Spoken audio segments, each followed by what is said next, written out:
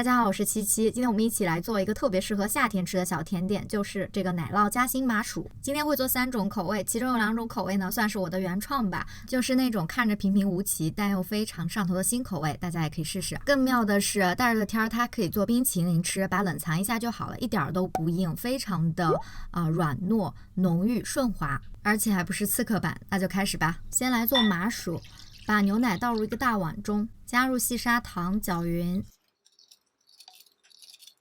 之后就筛入糯米粉和玉米淀粉，也是搅匀，把做好的混合糊过筛一下，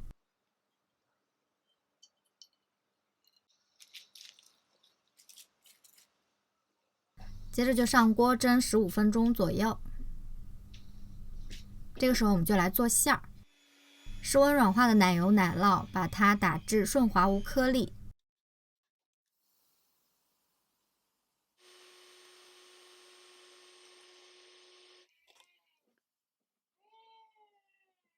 之后就倒入打发的奶油，把它翻拌均匀就可以了。这个时候就不要再去搅拌了，防止打发过度，它就会变成一碗渣渣了。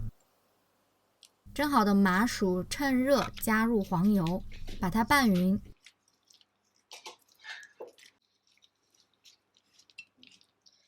之后就像这样子把它延伸几次。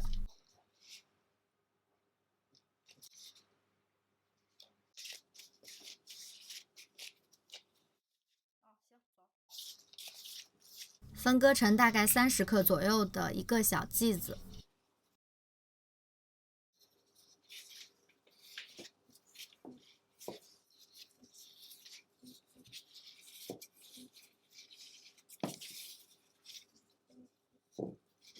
先来做第一种口味，就是原味的。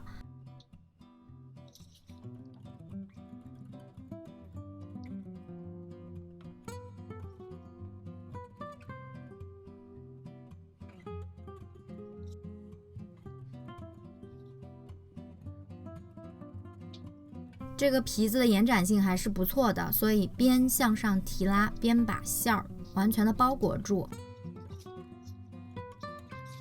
两端多出来的部分向里面把它折起来就好了。再来做第2种口味，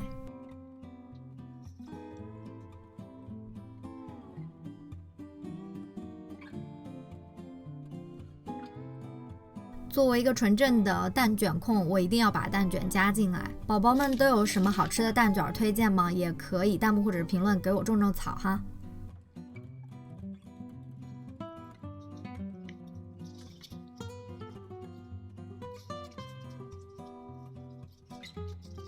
第3种口味，我是用剩下的一点奶酪糊，然后加了一点奇亚籽拌匀之后，再加入一些香蕉。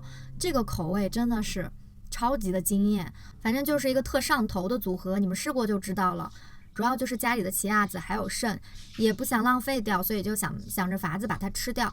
那大家如果有什么吃奇亚籽的好方法，也可以在弹幕或评论跟我分享一下哈。3种口味的奶酪夹心麻薯就做好啦。